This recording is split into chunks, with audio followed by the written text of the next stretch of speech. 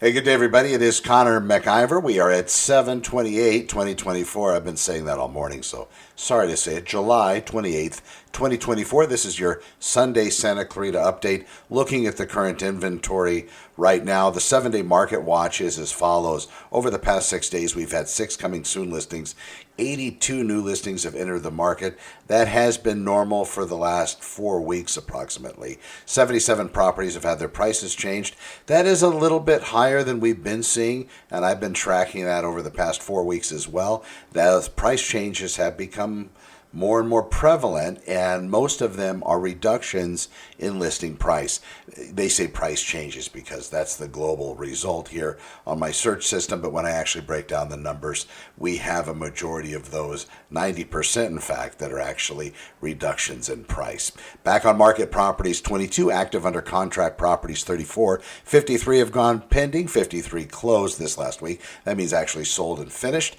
We have 2 expired, 11 canceled, 8 have been put on hold, and 3 have been withdrawn from the real estate market. That brings us up to some grand totals here. Let me get those numbers up on the screen. And then currently running all active inventory, 476 total active listings all across the Santa Clarita Valley cities. Yesterday went out for a little bit of a drive and got some photographs for in some of the different communities out there for sale, and we did happen just to come across houses that had signs on them that indicated they were for sale. Just a couple points out there. If you're gonna be so bold as to have a real estate sign posted in your front yard announcing to everybody your home is for sale, make sure that you do that extra due diligence and keep everything as far as curb appeal goes pristine and perfect.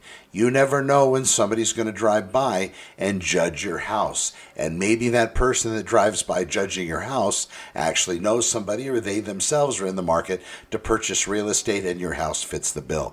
Now, if you're not going to put a real estate sign out front, which is a very common option these days for whatever reason, and there are some pros and cons to having signage as well. That's something that I'll put together in another show. But as far as what's happening with real estate signs, if you don't have one, more than likely your house is only going to be found within an online search system, which is probably, well, very much so the majority of the way real estate listings are obtained, and that's via the online channels. Having said that, I would hate to leave out some potential of maybe finding that perfect buyer. So maybe not just limiting to the online systems, but also having a real estate sign, also having open houses hosted, like we put up on SantaClaritaOpenHouses.com. That is going to help expand that reach of your listing. And in addition, that might bring in even more and more capable buyers. And in a seller's perfect world, people are competing over the residents.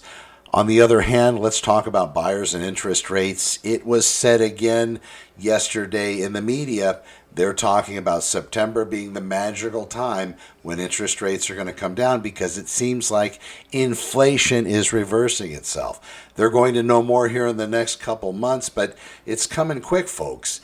If you're waiting until that time to start at least getting pre-approved and pre-qualified as real estate buyers, it could be too late.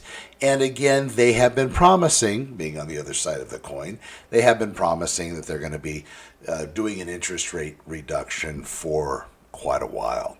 That being the case, if it doesn't happen in September, more than likely it's probably not going to happen this year. But if it does, the standing inventory we have is so little that we're going to kick off a market where sellers are going to have more multiple offers than they currently do. Buyers are going to have a much higher level of competition. And when that happens, besides money, besides real estate buyers using money as the catalyst to get their offer accepted, they start to use other means. They start to change time frames, maybe reduce inspection time frames, maybe say that they don't even need an inspection, they just want to buy the house, or whatever it may be. Their loan might be better than the other buyers and so on. So this is some of the things that it's important for buyers to understand, and also sellers. If you're waiting to get your house on the market till September, that might not be a bad idea. However, there's good and bad in both of those markets. When you have a market that September could be of 2024, if interest rates do come down into the 4s or low 5s, those people that are buying houses, like I talked about before, for the buyers, they're going to be facing high competition levels. Some of those buyers are going to get caught up in that frenzy, and maybe just to be competitive, they're going to have to increase their offering amount by a lot of money, so much so that it will exceed the appraisal value on the residence. That is a slippery slope, ladies and gentlemen. When you get into that time in September, if in fact that's the way the market starts to trend, you're going to see that with this high competition, these buyers might also see other properties coming onto the market and think that they may be paid too much, start to have that buyer regret, and it comes out when they start to do their requesting for repairs or try to chisel more money out of you because they believe maybe at that time they paid too much for your residence. Both markets are exciting, and I'm here to vet both and guide you through in the best way possible. I'm Connor with Honor. Please thank you so much. Please and thank you so much for watching. I will talk to you soon. Please share this and be well, ladies and gentlemen. We'll talk to you soon. Thanks so much for watching. I'm Connor with Honor. Over and out.